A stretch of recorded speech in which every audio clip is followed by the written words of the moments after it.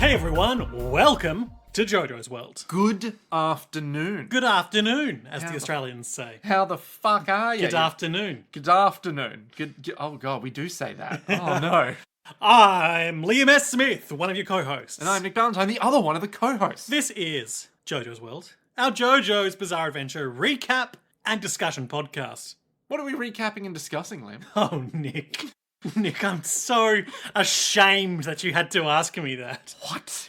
But I bring shame to this beautiful JoJo's world. We're watching episodes 5 and 6 of Legend of Galactic Heroes. God, it's And so good. It's so good. yeah, we are going to the mat as for this show. It is insane in all the best ways. I didn't know what to expect from these two episodes, but it certainly wouldn't have been in my top 10 of guesses of things to happen. No. You know, that common thing that we do. Yeah. For an episode focused on the fall of space Rome. It was just like, watching it, we were like, wait, go back a second. What is happening? Yeah. What the fuck is this? You know, like when, I'm not really a Star Trek guy, but from what I understand, like on Star Trek, they'll go to a planet that's like, oh, everyone on this planet is Irish, or everyone on this planet is the ancient Greeks. It's some social just- commentary, you know. They just went to ancient Greek planet on this episode and conquered it. Yeah, it's like, it feels like it's got big Roman energy with It's another... Greco-Roman. a little empire inside of it or Yeah. something, and it's like, what is happening? What's going on? It's just like, and we're being entirely literal here for those of you who haven't seen the show. This was the first of these two episodes we watched today was entirely about Siegfried Kirkheis reconquering a rebellious planet populated entirely by people dressed as Romans. Like, in togas, they had, like, daggers and knives around the place. Big lavish feasts. Beautiful glass wine, like, things, and it's like, it's just Rome. We're just Yeah. in Rome. It was great. And then on the Pillars, columns. the only difference is, on the wall was a giant TV screen. And where the other they watched difference the is their flints. planet Yeah. is ringed by a by ring of defense satellites. defense laser satellites Yeah. that can destroy any fleet. Oh, God. Hey, speaking of tyrannical regimes, As always. did you know that we have a Patreon account? Yes, we cashed it out recently. Oh, God. Okay, good. We've skirted the tax on that one. But did you know that we have a new patron? No. The devil, you say. Yes, the very Our same. new patron is the devil. Listen, all of our patrons could be considered some degree of thug. Yeah. I mean, that's just They're how minor how it is. demons, at least. At the very least. They're in the key of Solomon. Indeed. But today's Solomon key is Stern J, Stern J. who I'm pretty sure may or may not have already been shouted out, but also they're not on my list. So that sounds like a no to me. So that Our sounds record like... keeping is meticulous, and Stern J sounds a bit like a kind of bird. It does sound like a bird, doesn't it? Which makes me feel like we've done this bit before. So I feel like it's a spacefaring vessel. The Stern Well, Nick, J. how would you feel if... Yeah, if I was a spacefaring vessel. No, if you were one of our beautiful, handsome patrons who are so smart and rich as well. Immaculate hair. And you joined the ranks of that esteemed society. And us, the hosts of JoJo's World, were just like, oh, we're pretty sure we've done him before. Well, I mean... I think you should grovel. I think you should grovel and apologise. My Excellency Stern J, I come to you in this time of need, begging. Not just on my knees, I'm on my phone while he does this. but also on my belly. I am unworthy of your acclaim, undeserving of your patronage. Checking my emails. Wait a minute, that's your junk email folder. All of my emails go through to my junk email folder, and then I sort the ones that matter. So, let me get this right. While I understand the logic of this, you're telling me all your email... Except for the ones that I've added to a safe list. Oh, okay, so your not whitelisted email goes to your junk email, Yeah. and Stern J sits above me in the social hierarchy. Yes. Okay, so these are two truths about the world that I was unaware of going into this podcast. Nick, Yeah? episode 5. Thanks, Stern J. The Castrop Rebellion. Castrop Rebellion. Both these episodes, they're very heavy on the Marla The Mala? music. Oh, right. Okay.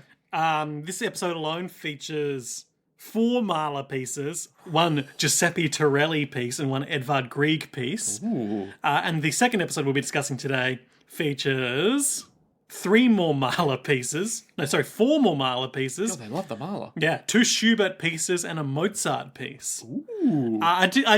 Because Mahler came up last time, and at the time we were positioning perhaps they've got kind of a Mahler heavy tone for the Alliance and a Wagner heavy tone for the Empire. Doesn't seem to have borne out this episode. Yeah, no, not at all. But if that were the case, it would be interesting because obviously, you know, as we've said previously, Wagner, his music has some associations with the Nazi regime.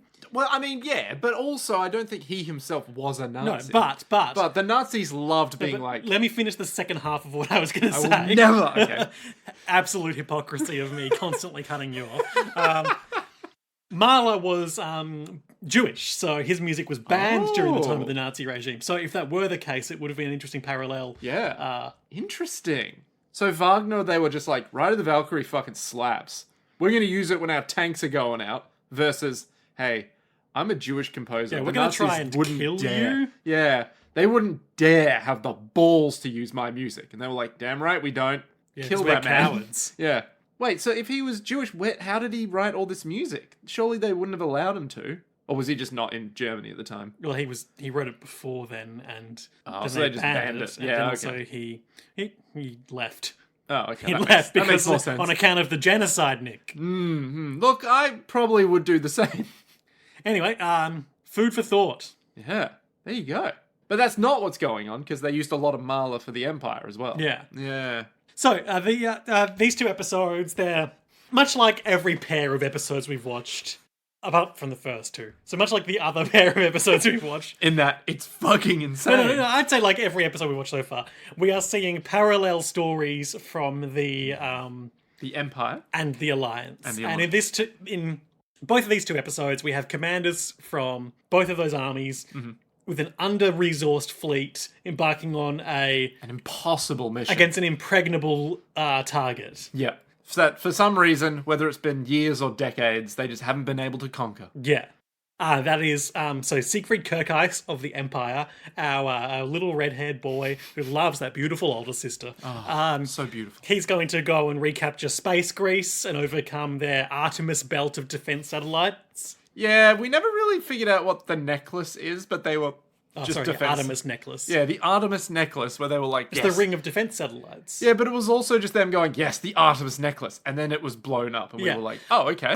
What? And that's contrasted in the subsequent episode with Yang Wenli's 13th Fleet beginning their assault on Iserlohn Fortress. So we're seeing the 2 different approaches of the 2 different commanders towards similar problems. Yeah. Which one will come out on top? Both. Probably both. So, Okay. the first step. Yes, there's a lot to talk about in this first step. We start from the beginning. Yeah. We do open. It's a gorgeous... Beautiful day in space. Yeah, it's a Sunday morning. We learned these 2 episodes that the capital of the Imperial world is called Odin. It's beautiful. Flawless.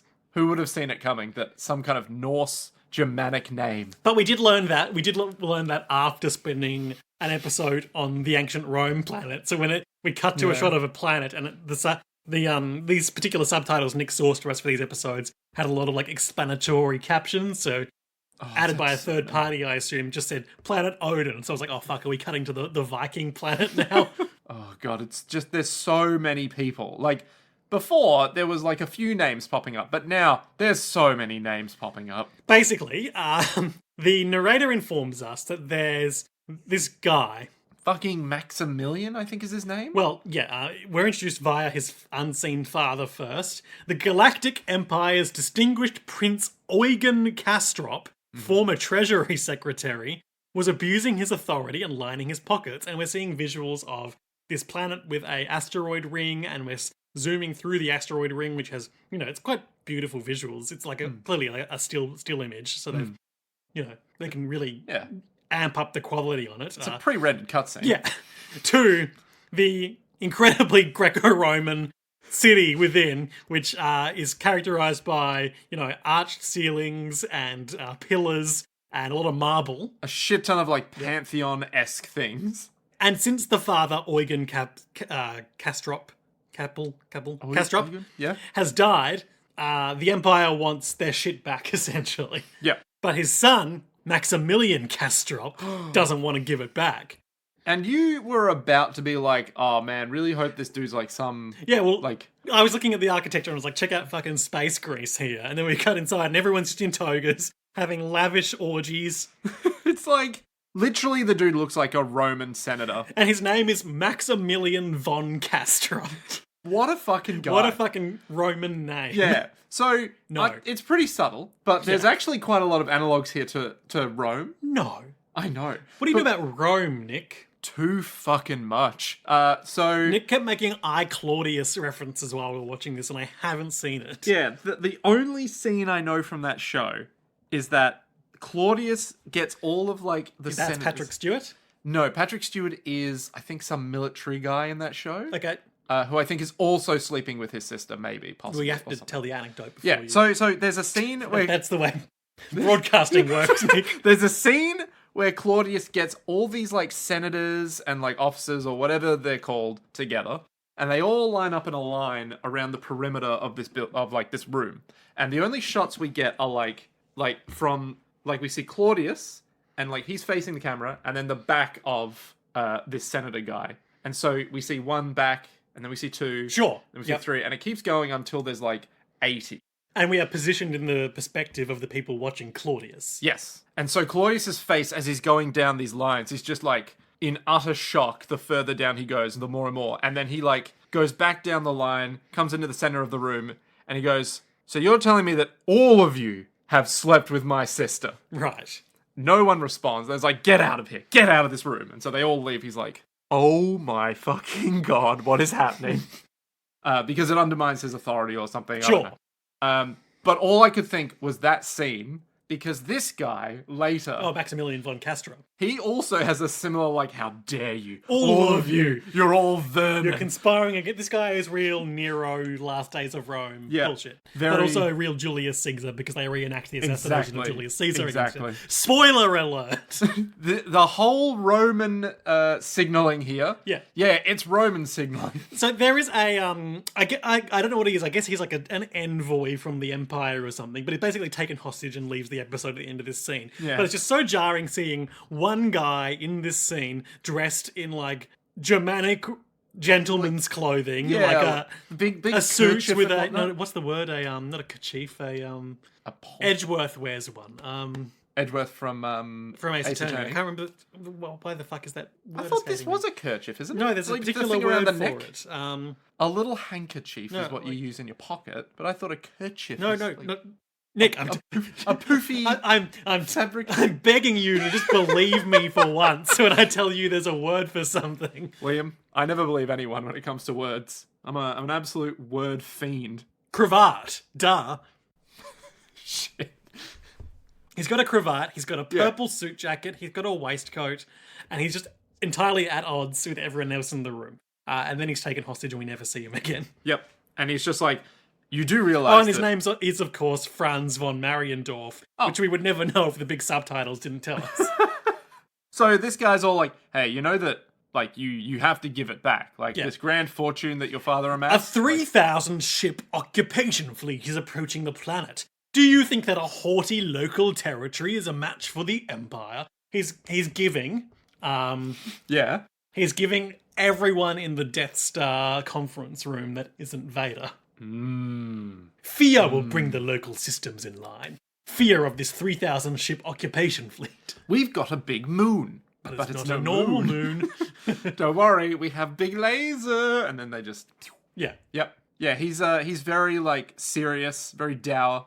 And then this fat... fuck. He's a big knight, the height of 2 men, the weight of 4, strength of 16. Yeah, he's this big guy in a toga. He's clearly, like, you know, lazed about his whole life. Yeah, like he doesn't understand the full power of this fully operational battle station. Yeah, he's been sitting in a throne with big bull horns on it. A golden throne. Thank you very much. Sorry, a golden throne with big bull horns on it. And he stands up and he goes, "Shut up! I'm cool, okay?" I shan't allow the Empire to make an example of me. I'll show them the true power of this fully operational Artemis necklace. And then we're all like, "The Artemis necklace? What's the Artemis necklace?" And long story short, we see the approaching fleet activate the defense satellites. which obliterate them. Yep. So that big asteroid field contains a whole bunch of satellites that shoot out lasers. Ship destroying lasers. One of them tries to flee, but they are all destroyed. And at one point, Maximilian looks a bit scared because one of them is trying to One's flee. going to escape? No, I won't allow it. And then it just blows up and he's like, Yeah. yes, you see the power of the Empire can't match this. What is an empire against the might of the Artemis necklace? What is the empire against the might of ancient Rome? Two empires, you say? In this galaxy, if you put out enough gold, you can be prepared for any situation. Because I'm buying my defense shit from the Fazan Dominion, who you might recall from episode 1 are kind of playing these two galactic powers off against each other in a kind of Canto Bite situation. Yeah. So he's the guy who was wearing the 70s Yeah, jacket. so the Fazan Dominion is the merchant planet. It's an independent system, and everyone there dresses like 70s businessmen. So so we've got multiple aesthetics happening. Yeah. We've got the Fazan, who wear 70s business suits. Yep. Going backwards in time, we have the Empire, who are wearing borderline kind of like gothic / I mean, they're wearing space Nazi uniforms. yeah, they're wearing space Nazi uniforms. And then we go further back, and we've got this guy, Maximilian, who's like, yeah, we're in Rome. Fuck it. We wear togas. Yep. That's it. And the Galactic Alliance And the are Galactic Rebel Alliance. Alliance coded. Yep. And they're all like, yeah. Orange we flat wear, suits, We wear etc. normal jumpsuits and stuff. And then at home, they just wear our uniforms, which are like 90s high jeans. Bomber jackets. Yeah.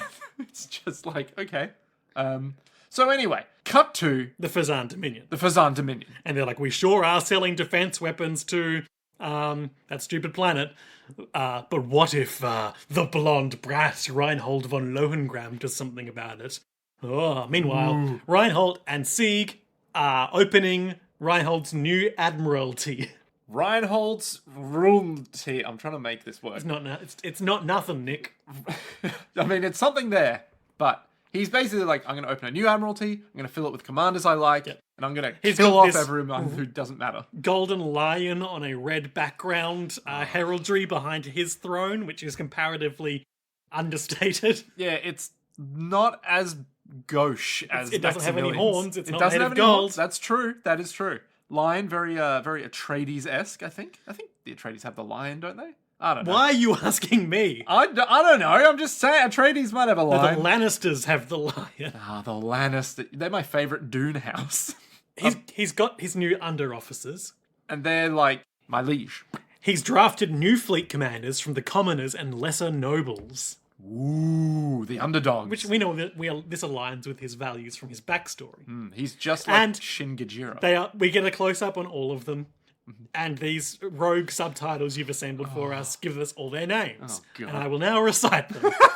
Every single one. Vice Admiral August Samuel Warlen, Red or hair. possibly Varlen.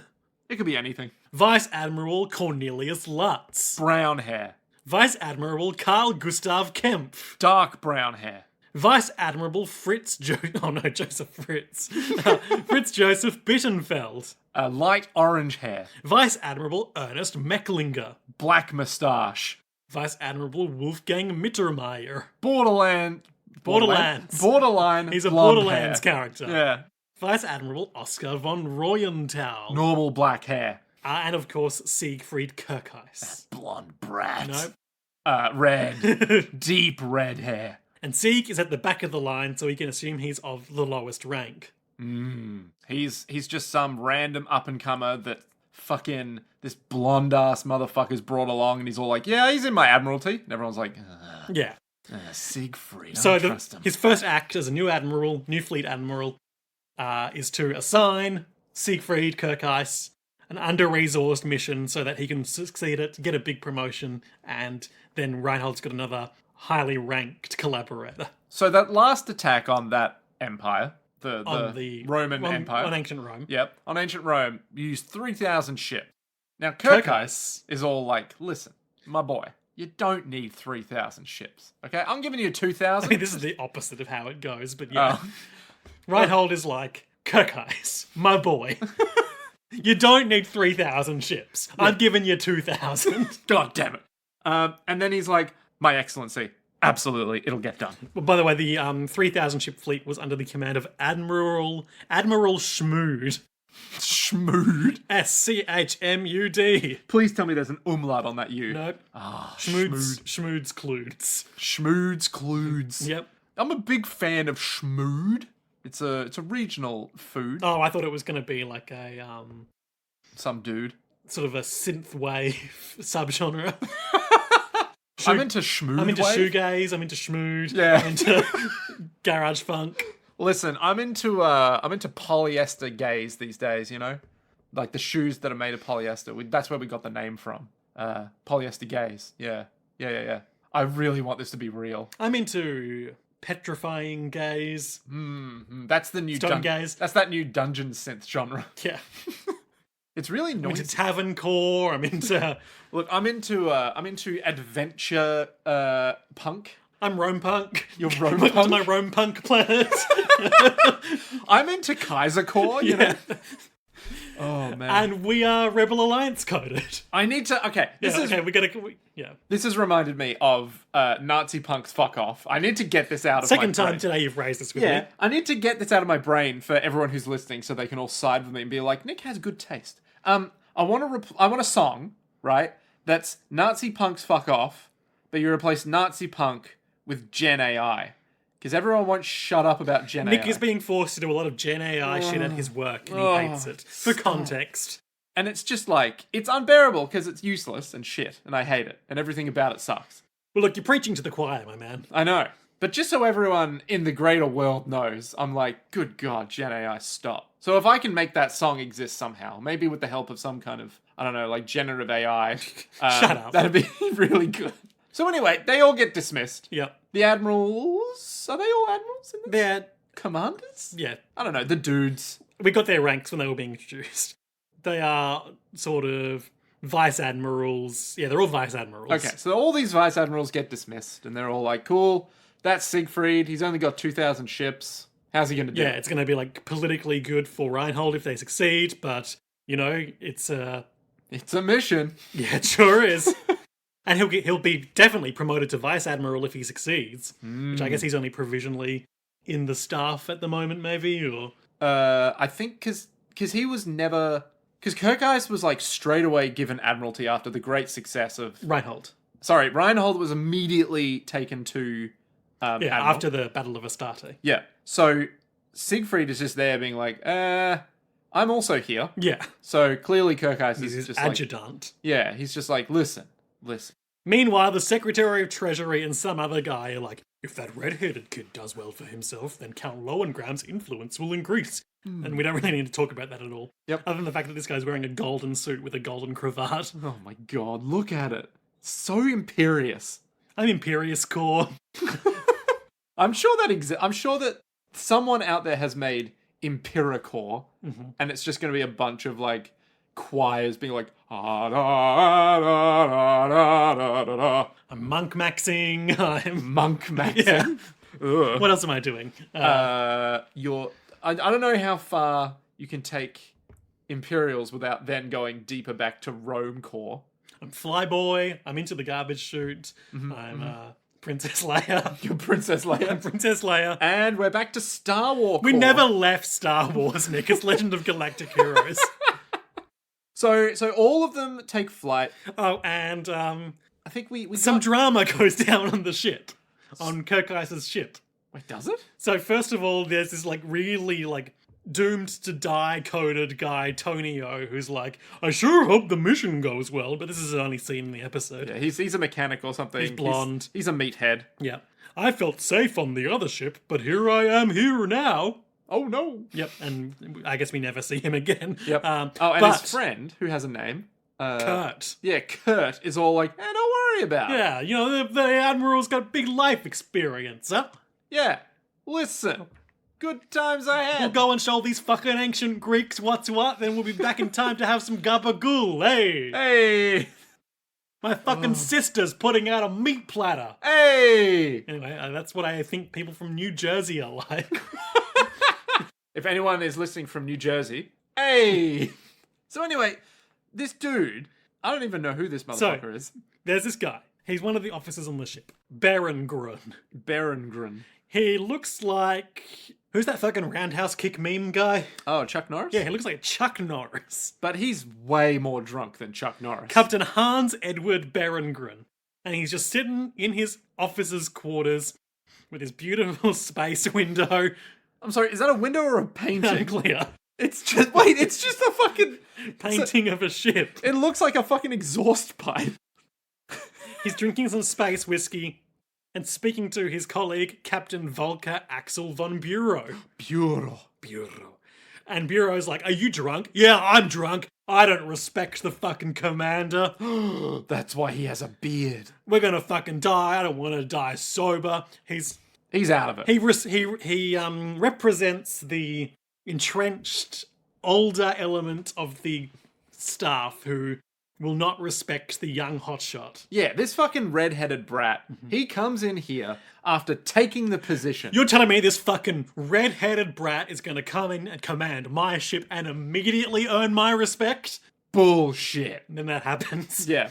So basically, Bureau's like, get the fuck up, get out of here. Yeah. Pulls him out, and who should pass by? Kirkeyes. And he's like, hey, Bureau, I need to talk about the fleet deployment with you. And then, what's his fucking name? Bureau? No, the other one. Von Bogenlog? Bergenstein? There's There's so many so fucking many names. fucking German names in this. I gotta actually write all this down in like a document. We've got to like, make the bounty hunter betrayal chart for We this do. show. We do. Edward Berengren is like, excuse me, your excellency, but don't you think deploying the junior officers is more important than the ship deployments? With all respect, your fuckness. excellency, my little bitch. And he just keeps chasing him with whiskey in one hand all the way to the bridge, just talking. He's saying all the right honorifics, but he's just absolutely talking shit about this plan. And Bureau's like, come on, man, let's go home. Yeah, he's like, let's go home, man. Let's just... Kirkeyes shows him the fleet formation, which has all the engineering ships in front of the battleships. And he's like, immediately, oh, I understand and respect you now, sir. This makes perfect sense. Yes. I mean, it makes absolutely no fucking sense to me, but... It does that classic storytelling thing. Sets it up. We don't see the plan being explained so that we can watch it unfold. Yeah. And so we cut away instead to ancient Rome again. And the Emperor is like... Maximilian. I'm sure they have some plan, but my necklace is invincible. Isn't that right? Laugh and clap, everyone. And everyone's like, what do we do? What do we do? We've been ordered to laugh and clap, but what do we do? And then we cut back. And he explains that the satellites have a weak gravitational attraction, so they remain in the same belt but aren't sucked into the moon or the planet. So they're going to add some shit to that gravitational belt. And then both of the guys, Bureau and Bergerman, Bergerman, they both are just like, yeah, the hamburger. They're both like, okay, this is great. This is totally going to work. And then I think Bergerman immediately, and then Sieg is like, and then hopefully they'll surrender and we won't have to kill them all. And Bergerman is like, yeah, we're definitely going to kill them all, right? Though, I mean. There's no way you're not going to murder all the Romans. Even if the necklace ends up being disposed of, it's blam with one shot later. Hey, you aren't serious, are you? And then they leave, and Sieg briefly flashes back to that beautiful friend's sister. So tall. Being like, hey, look after my brother, huh? And if he ever turns super evil, talk him down. Yeah. And if you can't talk him down... maybe you'll have to kill him one day. So there was something like, I think she said, my brother doesn't look far enough ahead to see. He looks too far ahead. He doesn't focus on what's here and now. Oh, okay. He needs Kirkeyes to handle that for him. Yeah. She needs Kirkeyes to handle that for him. He's strategy. He's tactics. He is like when I did high school history and we studied pictures of Hitler and he was always painted gazing into the far distance to demonstrate vision. I see. And yet that vision didn't work out very well for him when he decided he hated Jewish people. And shot himself in the head. Yeah, also that. You can't see very far from a bunker, can you? Yeah, idiot. Fucking rube. Nazi punks can fuck off. I would kill Hitler. Would you? Let me Getting a lot of refusals to announce you would kill Hitler on this podcast, Nick. Just imagine, like, who's the guy? Is it Billy Eisner or something who goes on the Billie street? Eilish. No. The guy with Billy the... on the street. Yeah, Billy on the street. Imagine if he just walked up to someone and was like, would you kill Hitler? Yes. $1 for you. Yes. Like, you're perfectly set up for that. But you know that one video where it's like, name a woman. And the girl's like, name a woman. Name a woman. Name a woman. And then it's like, I don't, oh my God. He's also finding in that show difficult people. That tracks. It's a sitcom. There's not much else to say about that. Yep. So anyway, she's all like, look See, after my you brother. are of great value, she says. Which reminds me of when you talk about someone, oh yeah, he's good value. Yeah. It's like, oh, look, he's worth a cent. Anyway, and then we are back in the present, and Burger Hammer is like, well, I'm throwing out my full bottle of whiskey because now I respect the commander, and I'm going to go get into a hypno-sleep pod to sober up. And Bureau and all the rest of us are like, that bottle was fucking full. Yeah, what the hell are you doing? You could have just put that away for later. It doesn't go off. Put the lid on and just put it somewhere you're not going to look. Yeah, or give it to me. That's a pretty effective strategy. If you can't trust yourself to not drink it because you're an alcoholic, A, we should talk about that, but B, if you just give it to me, I can hide it somewhere for when we're in a more... I'll punch you, man. I'll do it. I'll punch you, okay? We're friends now. Yeah, we're friends. We both respect the commander so much, and we bonded over it. To be fair, I'm not your friend, but I do maintain a professional distance, which is why I find it so easy to punch you.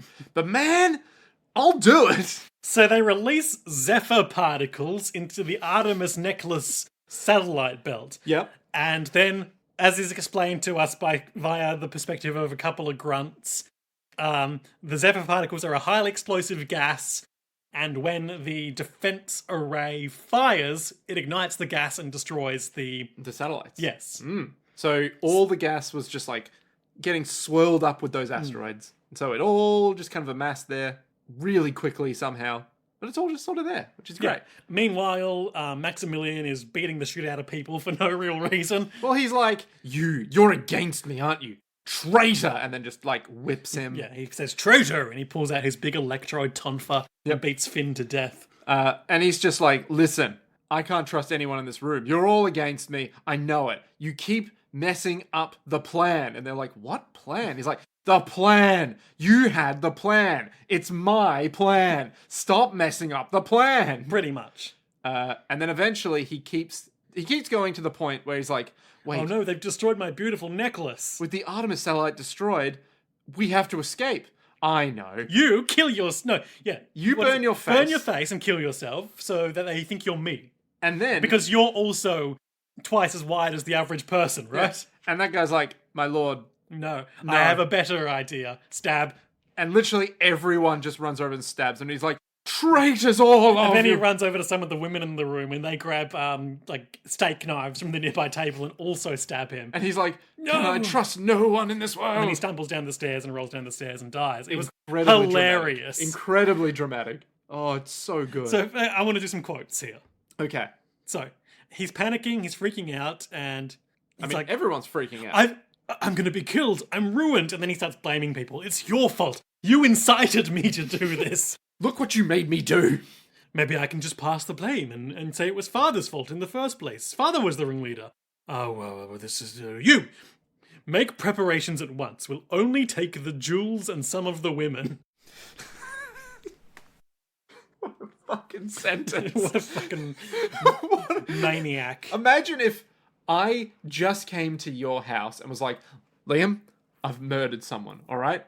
Grab the jewels, grab the women. It's like, what about any other belongings? Liam, we don't have time. So this bald guy stabs him and says, if we offer them your head, maybe we'll be pardoned. And he's like, what are you doing? Everyone, kill this man. And then just more people come up and start stabbing him.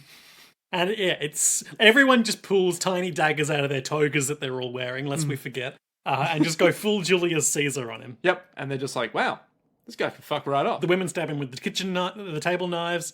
And then he falls down the stairs. Rolling. And everyone claps.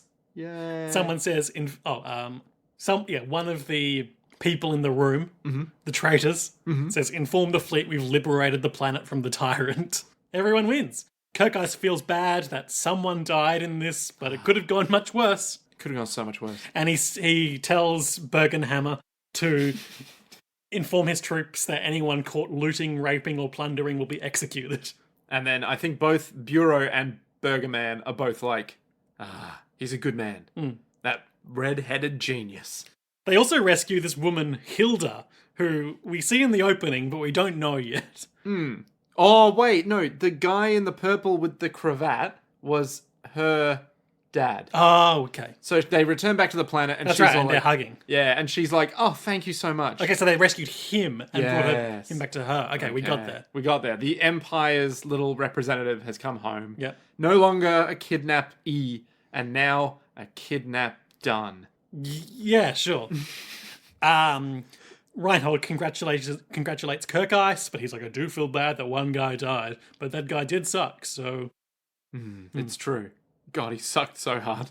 Lowengram absolves Kirk Ice of the responsibility Listen, and it was calls him the- a good man. It was the Empire's doing that he turned evil. They're so foreshadowing like some sort of Deep betrayal. Kirk Ice having to kill Reinhold out of necessity because he's gone mad with power. Yep. And this whole time, Siegfried is looking up into the stars. Out the window, back to him, real leader commander pose. Yeah. And then the Fazan are like, well, that sure did happen. Should we tell... Oh, because the Artemis necklace is also what defends the... Isolone Fortress? No. The Galactic Alliance's homeworld. Ah. So, like, should we tell them that it's got this huge flaw? No. Listen, I'm a businessman. If they don't pay me, they don't get it. Yeah. All right? And they just sit there in their 70 suits, Yep. being happy. And Reinhold is promoted to number 2 in Lohengram's command. Very nice.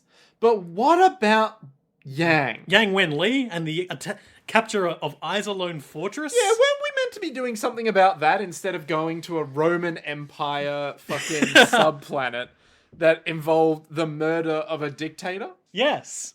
Yes. So what's up with that? I got beef with the Galactic Alliance in this episode. Episode 6. Yeah. Okay, And also the last episode we spent there as well, episode 3. go on. They don't do anything but fucking ceremonies on this planet. Yeah. They did the war memorial ceremony that Jessica Edwards interrupted. Yep. They do the 13th Fleet formation ceremony this episode that Yang goes to. Yep. And then there's mention later on of, oh, they're doing a big ceremony. Are you coming to that? Listen, if there's one thing I know from agile methodology, it's that you gotta have ceremonies. These guys have mastered the way of the ceremony. They're masters of ceremonies. Exactly. They're MCs. Yeah, so all they do is they show things to people and say, see, we're a democracy. We know how it's done. You elected me. Now listen, I'm going to show off what I'm doing by telling you what I'm doing, okay? I'm doing it. It's happening. The things are happening right now. I'm telling you that they're happening. If anyone asks anything, they're like, so what have you done? You're fired. Yeah, literally they'll be like, so what are you doing? It's like, look, I'm doing the thing. Speaking Right? of telling us things, Yes. the narrator tells us that the Isolone Fortress, aka the Death Star, Yep. has 2 commanders. Screeked? Yep, Skreeked and Which sounds like a character from that Key and Peele sketch. and von Stockhausen. Von Stockhausen. Both of them... They are Thomas von Stockhausen and Hans Dietrich von Siecht. And they both look exactly the same, except one of them's buff and one of them's fat. So I think... White hair, like big Dracula widow's peak. Yep. And they're both old as Yes. fuck. So, And they hate each other. yeah, they despise one another because one commands the fleet and the other commands the fortress. Yeah. So, one's in charge of the turrets and the other in charge in the ships. Yes. And so, together, they arguably seem to do an okay job, but every decision that they make is in opposition to each other. Yeah. As we will see later. As a result, there is little cooperation between them. This creates 2 competing forces at Isolone, and the fortress garrison is led by Stockhausen. There's also their huge weapon, the giant cannon called the Thor Hammer. It's not Mjolnir, it's the Thor hammer. Mjolnir class No, weapon. it's the hammer. Thor hammer. This is some fucking Helldivers shit. Yeah. Where it's like, listen, this weapon is called the Thor The hammer. fucking Hammer of Dawn from Gears of War. What's the Hammer of Dawn? Satellite laser. Ah, that makes sense. Because it's a star-type weapon. Yep. Yep. So anyway, back on Super... Back on Super Earth, yeah. Yang is sleeping through his fleet deployment appointment ceremony. Yeah, some... Is it, Julian has to wake him up and be like, hey, you're late for school. And he has to run there with toast in his yeah. mouth. Is it a coronation ceremony? No, it's a fleet formation ceremony. Fleet formation ceremony. And he's going to be the commander. That's right. And okay, look, I know there's compressed storytelling here. Yeah. But I really didn't buy the change of attitude of his new subordinates at the ceremony, where there's a bunch of people whispering in the audience, and they're like, "Oh, this fleet's just a bunch of like lucky survivors from the Battle of Astarte and a bunch of fucking novices. We're all fucking doomed."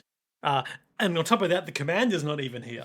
Then when Yang does get in and makes a really bad speech, immediately they're like, "Oh, he's so humble." Yeah, This is not the vibe that I got. I thought everyone was like, I mean, we're all like this guy here. He's like, dude, we're all fucking screwed. I do like that someone's like, "Hey, whispering is prohibited." Yeah, it's like the guy in the library's like, shut the fuck up. This is a quiet place. Okay, that's a franchise that's gone on too long. It's becoming the new Friday the 13th. Quotes. Sure. Hey, whispering's prohibited. Response. I don't care. So these two guys are just like, man, we're all gonna fucking die. The commander's not even here. So then the senator, the Secretary of Defense, who we see Trunicht. Trunicht, who we remember from episode 3, who runs his fascist death squads who dress like Jason. And hum the national anthem as they beat women. Yeah. He's all like, and here's the commander. And he's there. And Yang I'm comes up. gonna read out his Can you deliver it in the same stilted fashion that our boy Yang did? Sure, let me assume the persona of Yang Wenli, putting my community theatre tier acting muscles to use. Do you need me to get you some sleeping pills? If you could just kind of hit me on the back of the head really hard so I get a concussion. Let me see. This is very... For the fatherland, risking life. No. Why? Because we can only drink good tea while we're living. Everybody, let's fight so we don't die. Then everyone claps. So I think they were clapping not for him, but just being like, yeah, sure. But the people we just saw bickering are like, sensible, isn't he? Yeah. But I don't know what that's meant to mean. I thought he won them over with his down-to-earth nature. Oh, maybe. Maybe they were like, God, this fucking secretary, he's just assembled us. And then they see Yang and he's like, yeah, I think I want to go back to bed. And they're like, fuck, this is a guy. This is We a guy I can get also behind. want to go back to bed. Oh, he gets it. Mm-hmm. So Yang and one of the military command guys whose name I keep forgetting, but he was in the last episode, go to a space restaurant to just touch base on how it's all going. Yeah. Alex Kazelnu. Kazlan? Kazelnu. Kazelnu. Alex. And he's like, so you got to capture this fortress. Do you think you've got a shot? And Yang's like, well, who's to say? Listen, I mean, anything's possible with a fleet like mine. And then they see, down below there's a commotion because they're on sort of a mezzanine. Yeah, there's a little crashing sound. And what do we see but coffee being spilled on this old fucking asshole's pants? By a beautiful little waitress. And he's all like... Waitress boomer, if you will. Yeah, and he's like, yes, spill... Wait, no, you... When you dishonor our uniforms, you dishonor our military. And she's all And like, he grabs her by the collar and pulls her in. And she's like, oh no, my kerchief. I'm so sorry. But then, like, the coolest guy ever...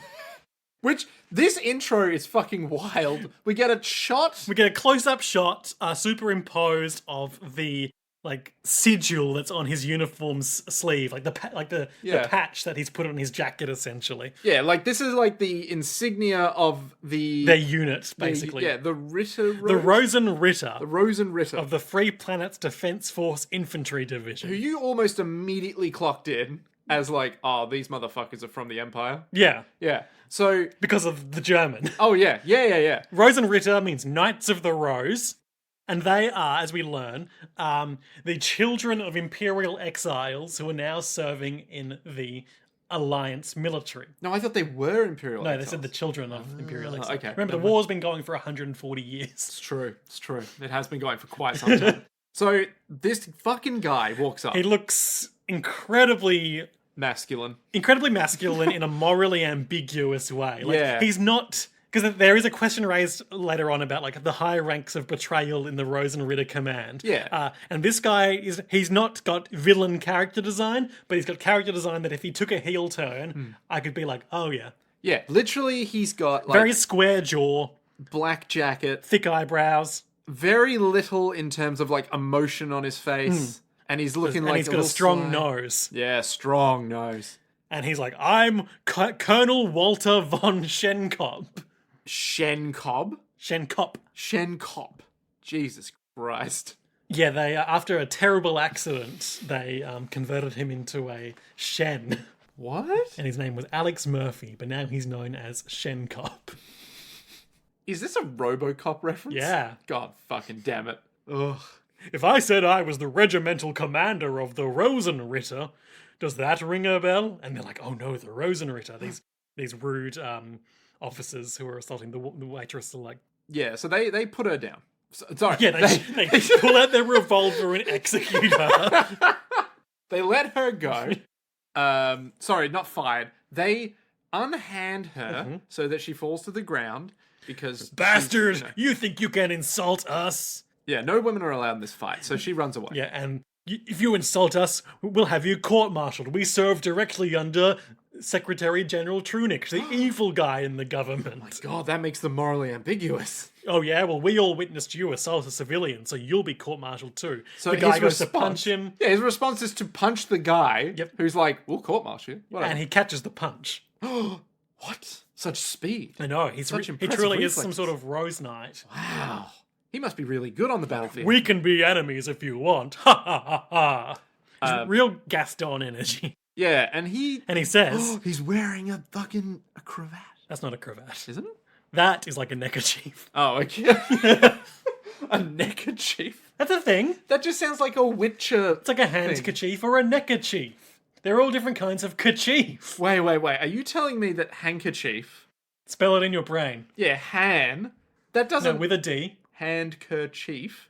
But it's han, not hand. No, it's hand. No fucking way. Have I been thinking this is wrong my whole life? Because Unless it's like donut, doff nut. But, like, we have a friend, mutual friend of the podcast, who uses a handkerchief. Cursed. Cannot condone.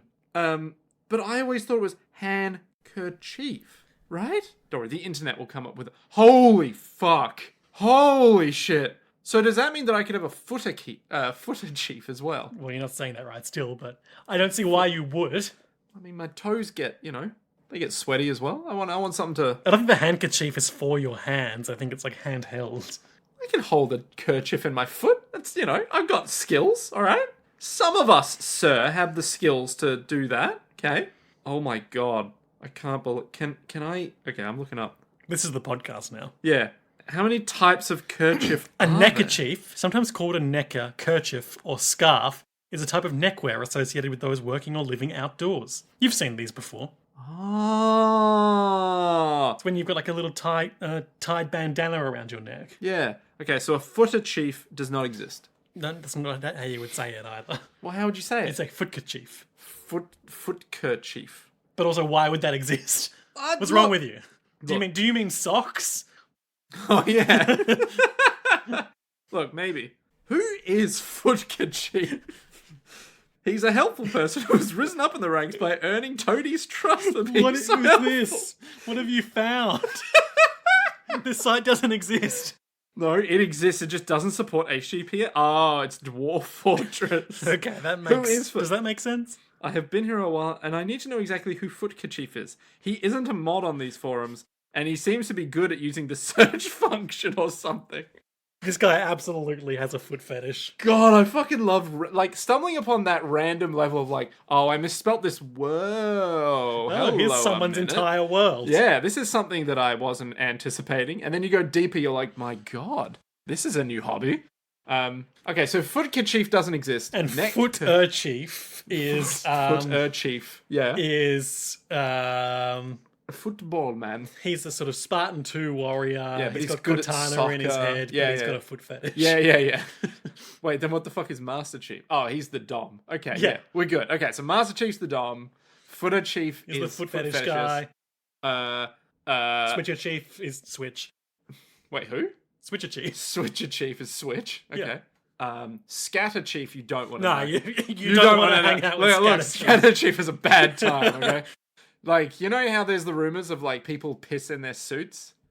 Yeah, you don't want to know what he does in his suit, yeah. His suit definitely jerks him off. Look, the whole recirculation thing, you don't want to know the order that it recirculates, yeah. It's a bad time. Footkerchief is my favorite. His mask actually opens, unlike all the others. His helmet. So anyway, We do have fun here. So this fucking guy, The Rosenritter. the Rosenritter, who looks morally ambiguous, But has a neckerchief. They effortlessly disarm these corrupt officers and are like, I guess corruption exists in both the Empire and the Republic. His only fetish is justice. Exactly. Yeah. And Yang and This guy, Alex Yeah. are watching on and like, hey, those Rose Ritter, huh? A close combat unit formed from children of Imperial exiles. I sure do want them in my 13th Fleet for this suicide mission. and his buddy's like, you what? But they're the hateful Rosenritter. No one knows if they're working for us or for the Empire. Yeah. They've had traitors all through the wazoo. So he requests that they be requisitioned to his fleet. He wants an Imperial ship that they've won in a previous battle and about 200 Imperial uniforms. And he's like, wow, this is a lot of resources. This is a lot of stuff. Yep. Meanwhile, on Odin, Basically, there's a quick scene of Reinhold and Kirkheis being like, that man is commanding the 13th Fleet, but maybe he could even capture Iserlohn Fortress. And Reinhold has this tortured metaphor about, like, in the grand scheme of space, the rotation of one planet doesn't mean anything. But if a new star is born, then All the all stars galactic changed. maps need to be redrafted. Will he prove to be a tiny planet or a magnificent star? I hate how good the metaphor So, like, of, operatic. yeah, I hate how good the metaphor is because it's like, space. Good metaphor for war. And you're like, God damn it, shut up about making space. Space is cool. I don't want to be a metaphor for war. Meanwhile, back on Super Earth, At the three Dusty towers. Attenborough Oh, fuck, I forgot his name. Fucking, yeah. is like, he embarks on his own tortured metaphor. Yang, I hear you will assault Iserlohn. The baby in diapers will kill the lion. Incidentally, you don't want to be in the same squad as Diaper Chief. Yeah, Baby Chief he's... You know, in the old days, it was very common on. to have a diaper kerchief. Because what else would you make them from? Wait, are you being serious right now? Yeah, Wait, what? a diaper kerchief. Yeah, but that's literally a diaper, right? Yeah. Oh, no. Oh, no. Because Wait, you don't we wouldn't... still do that? Well, we do disposable ones more often these days. Well, we do. On account of it gross. Yeah, in the West we do, but I thought like In the decadent West. Yeah, in the decadent West, but I thought in like other developing countries they're like, yeah, I we mean, can't. you just make throw do it with out. what you got if you Exactly. You know what? gotta. If I don't have anything to eat, you know what I'll eat? Myself. I thought you were going to say shit, and I was going to be so disappointed in you. I would eat myself rather than the shit. Let's put it that way.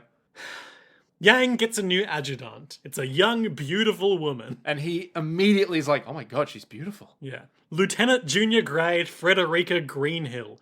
And he's we like- learn two things about her.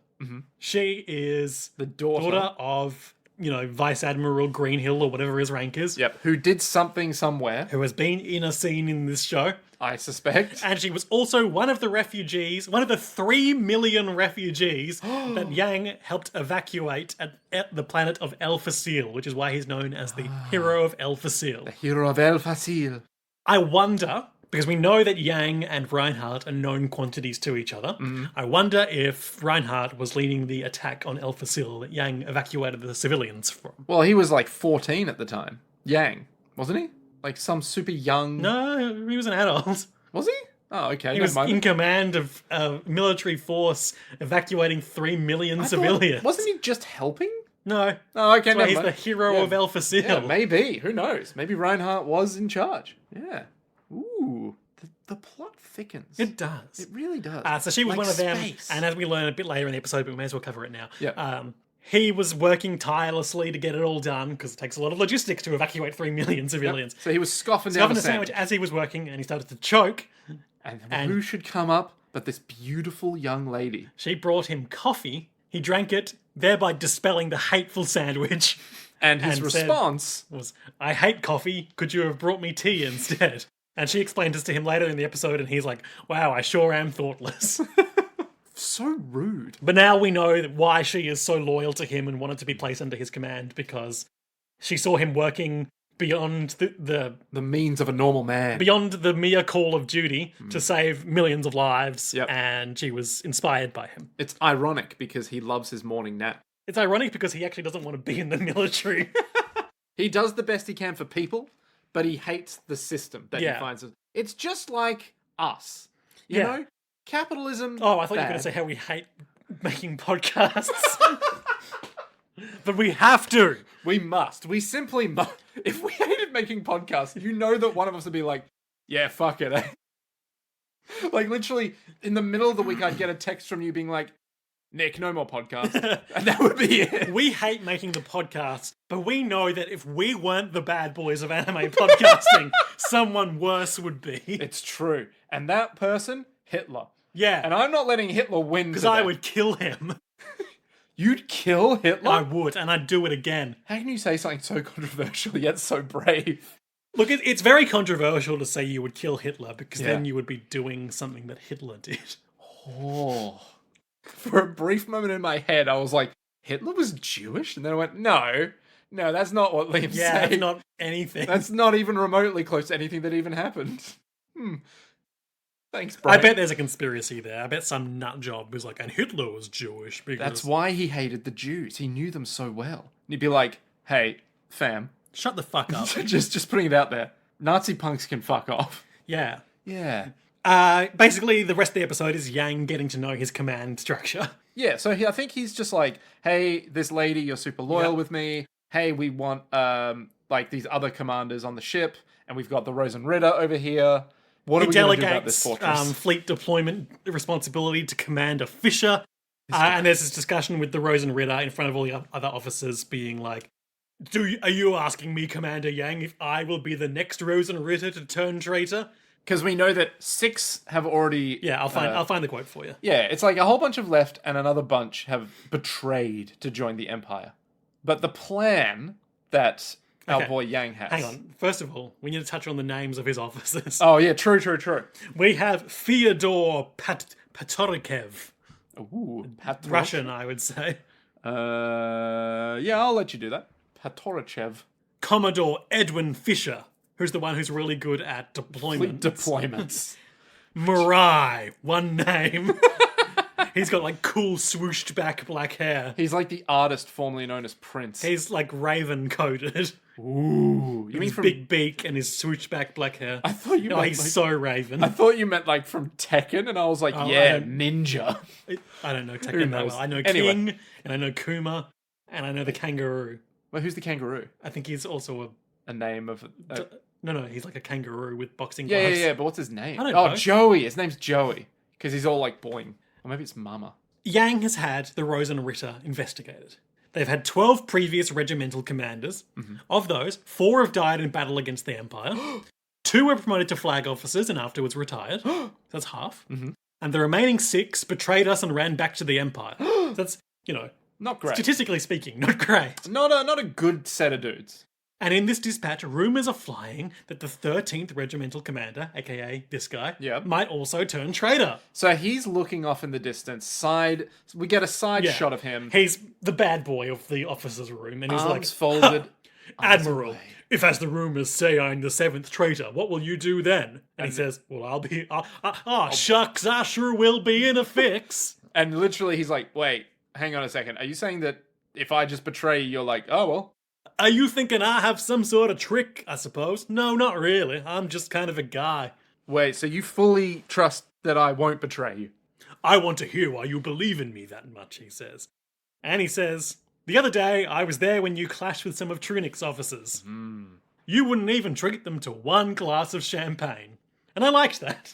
And immediately this Rosen Ritter guy's like, he knows me too well. And the other officers are like, unbelievable. That's the only reason for putting faith in such disreputable lineage. And we, the audience, and Yang and Rosen Ritter guy are just nodding, being like, yeah, it will be fine. And Yang says, obviously if they turn traitor, that'll look bad for me. I won't be a war hero anymore. Maybe I can resign. Yeah, look, we got bills to pay, but given that pension, it'll be a good time.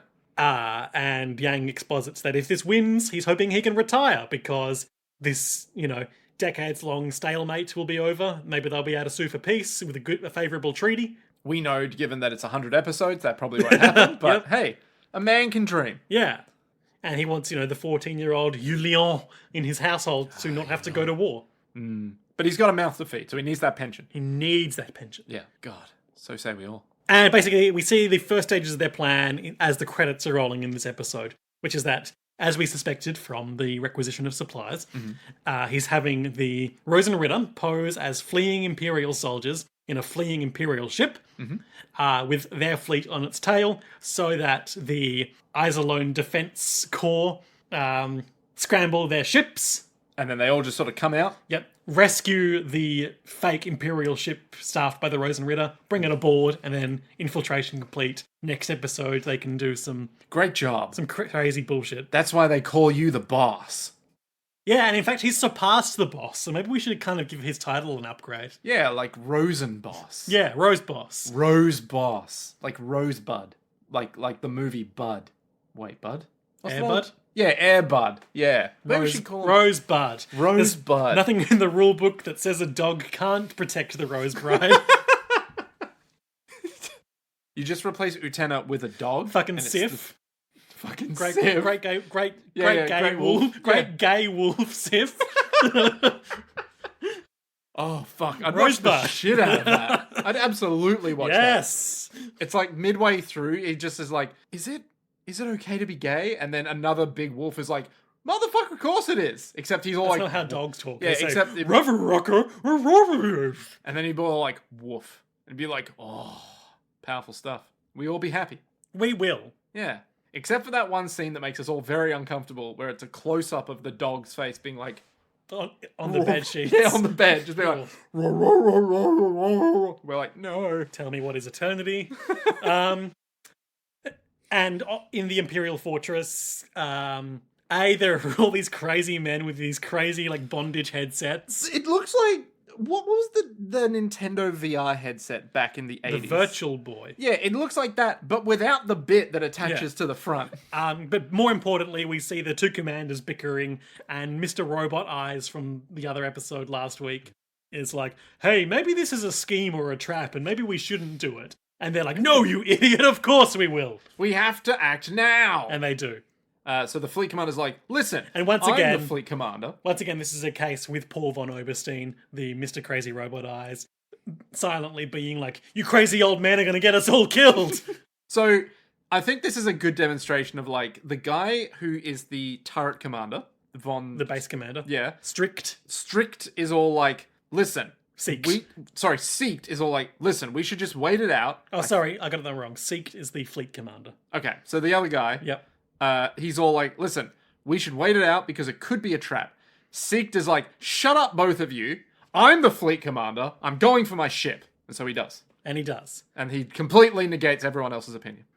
So then he saves the ship, they get back in, and everything is all hunky-dory for both sides. And we see over the credits, like, the it's Yang executing his plan, but the approaching alliance ships stop and back off. So the Empire are like, haha, we sure did save that ship. And Captain Rosen Ritter man is like, you sure did save us. We've taken some damage. Permission to come aboard for repairs? And they're like, absolutely. Absolutely. We trust you implicitly. Yeah, you're part of the Empire. Yeah. So in they go. But what happens next, Liam? Well, I think we'll find out next time.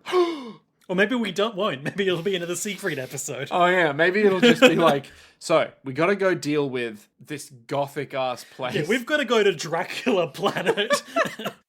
Literally, there's just... kill the Space Wolf Man. What if there's like a baseball zombie Samurai Champloo episode? What are you talking about? You know, in Samurai Champloo, I think it's like episode 22 and 23 are just weird.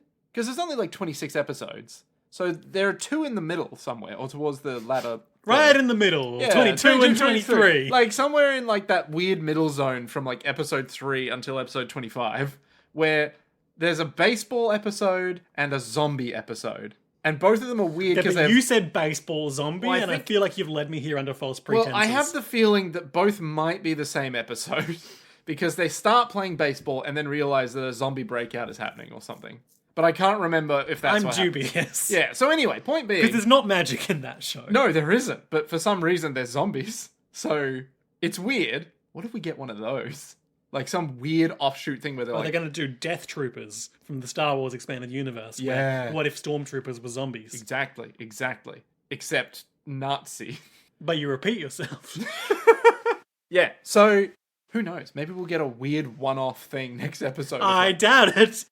Oh, but it'd be so funny. So, highlights and lowlights. My highlight would have to be, I've got mine locked and loaded. I want it to be the stabbing of Yeah, Maximilian. mine is the assassination of Julius Caesar. It's so good. It's honestly so good. Insane. Just everything about it is like, it's so operatic, it's so hyper dramatic, and it's so like you can We see all knew coming. it was coming. But Yeah. as soon as we saw huge, fat, imperious leader in his toga, we knew this man was getting stabbed. Oh, I just love that, like, the moment before, the guy who's, like, groveling on the ground in front of him, like, just picking up the knife that was under his feet. His eyes are just, like, black and dark, and he's all like, I have a better idea. Oh, so good. Just so good. Everything about it is just like, mwah. And the women, it's like, Leaving their knives in him. oh, so good. Yeah. But also everyone else just in the room in sync, reaching into Yeah. their togas and pulling out their daggers. When he's just like, They all have daggers in the Yeah. space future. yeah, of course, for this exact moment. And They they're knew like- it was coming. Yeah, they're just like, well, we knew that we were going to stab him at some point, so I guess No now's one the has time. no one has a laser gun. Yeah, it's great. It's amazing. Low lights. Ooh. I want to say my low light is going to be the newly appointed Green Hill lady. Okay. Not her specifically, but Yang being all like, oh, she's beautiful. Yang's kind of a shit, isn't he? Yeah, where it's just like, come on, man. Just like, give me my military stuff. You don't have to like force this like vague, oh my god, she's beautiful thing on me, okay? Like, just chill. Like, it's fine. That's the best I got. Okay. My low light is I don't think we needed to see Yang sleeping through ceremonies twice in two But see, Alliance episodes. it's key to his character. It is. He's literally falling asleep on the bridge in this episode. Yes. Yeah. He's a man driven by sleep. Same. Yeah, that is true of you. Whereas I'm more like Reinhold, imperious and commanding, but also charismatic. You always I've look got to the stars. The distant vision that allowed us to create this podcast. Yeah. But you keep me honest. No, I'm and Yang. one day will kill me. Oh no.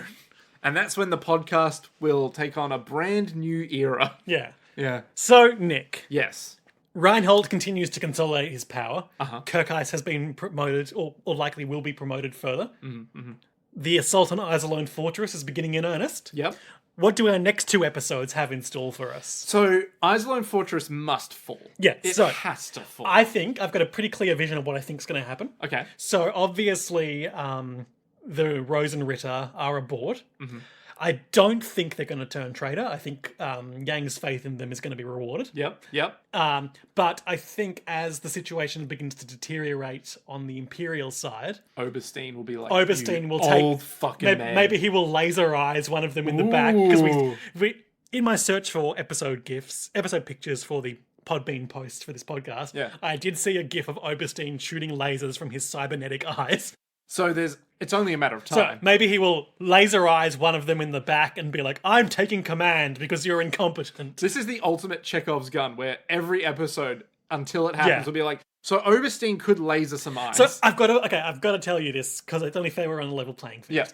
Yeah. The other thing that I've been trying to like Get away from China Mayerville unsee anything that is a spoiler. Yeah. But two things that I was unable to sufficiently unsee Okay. were Oberstein using his laser eyes Yep. and a picture of Dusty Attenborough, Yang's friend, Yep. in space pirate regalia. I'm pretty sure with a big hook on his hand What? on like in a ship's command chair. Surely this is like Halloween party. Maybe it's a episode. ruse. Maybe. Maybe he becomes a space pirate in the fullness of time. Oh. I mean, to be fair, years pass in this Exactly. episode. Oh. Well, not in this episode. I mean, maybe. We don't know. We don't know. So what was I striving at? So maybe laser eyes in the back to get rid of these two old men. Oberstein will assume command of the fortress and become the main antagonist of the assault. Yep. Okay. I think Oberstein won't do that, actually. Oh. I think he's just going to be like, I'm a good guy.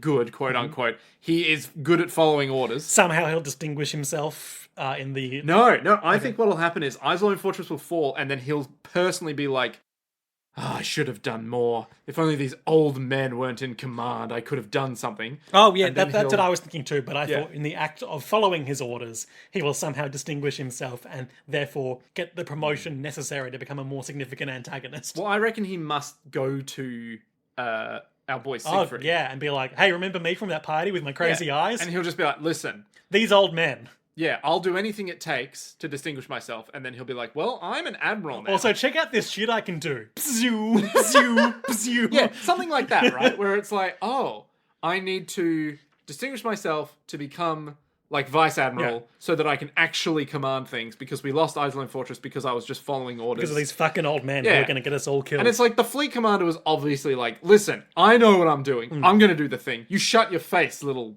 fucking laser eye guy. Yeah. Right? That's what I think is going to happen. Which means Isolone Fortress falls. Then after that, he'll go to Sieg and be like, hey, I don't want to follow these old men. I want to carve my own path. I want to Shin Gajira my way past this. In that it's like a ragtag team that Sieg assembles. Sieg? Reinhold. Which Reinhold assembles, and he's all like, yes, I'm getting all these very competent youngsters to do the work. of common birth. As these old people deal with their bureaucracy and their diplomacy and all this stuff that we don't have time for. I'm too busy plotting how to rule the universe. Exactly. And what is Reinhold going to be up to next episode? And Sieg. And that beautiful sylph. Ah, the sylph. I don't know. I think there's gonna be something like, because we've just had the episode where Kirkice has distinguished himself. Yep, so now it might be one of his other dudes, like the other vice admirals. Mm-hmm. It might be an episode about them. I don't know. Yeah. I feel like potentially we're going to be looking at more Reinhold jockeying for power in the imperial structure. I don't know what that could entail. The gazebo. You remember the gazebo? Yeah, there was a shot of a gazebo in one episode. Yeah, that had the emperor, or sorry, the Kaiser. The Kaiser. It had the Kaiser, the sylph, And the Baroness. and the Baroness. And it's like, ooh, something's going on there. So what if he goes to meet with them? They have some tea. Well, they wouldn't have tea. That's And he's like, alliance shit. oh, Kaiser, I see you're getting along so well with my sister. Yeah. So maybe there's like something there that he can be like, how could I possibly, rule the universe? And then the Kaiser will be like, well, it's simple. I'll simply take you under my wing, my boy, for you see I have no natural-born children on account of a terrible smelting accident. Yeah, so something like that where he's like ingratiating himself to the Kaiser more. Do you think that, seeing as he has command of 50% of the Imperial fleet, he's going to be mobilized in response to the assault on Isolone Fortress? I think it's something that's like Isolone Fortress stands and there's no way you can get a fleet over there fast enough. So it might be them going, we need to mobilize to defend the corridor. Sure. But we can't because we can't get there fast enough. So instead, what if we just like put different teams on different bits that we can get to fast enough? Mm-hmm. One of them might fall, but then obviously, Reinhardt's won't because he'll be like, yeah. Or he'll be like, listen, I'll command all these fleets from afar. You just follow my orders and we'll be safe. And then it'll get into like another stalemate again. But there won't be an Isolone Fortress. There'll just be some stalemate. And then we'll cut ahead 30 years. Yeah, and it'll be like the war keeps ravaging on and we're still in a stalemate, But I don't think it's going to be, we destroyed Isolone. Everyone meet. It's Yang versus Yang gets to Reinhardt. retire. I don't think he's not in the show anymore. Yeah, that would be interesting, I guess. But there won't be like a Reinhold Yang fight. I also hope we get in the next few episodes, doesn't have to be next time, but in the next few episodes, some insight into how they know each other or know of each other. Yes, maybe. That man. But that must come later. That must be like a mid-show thing. Why? Because that would be a full arc. Like, it has to be a full-on arc. You can't just go, this is how they knew each other. Sure you can. You'd have to be like, well, what time was it? How did they know each other? Where's the sylph? Like, all these important burning questions need to be answered for us to sufficiently go, yeah, that was the past. And now we go to the future. Well, we will find out all of that and more next time on JoJo's World, the JoJo's World Galactic Tour, Legend of Galactic Heroes. Ooh, the Galactic Tour. I've said this 3 episodes in a row now. Yeah, and I like it every time. Ooh. But until then, to be continued.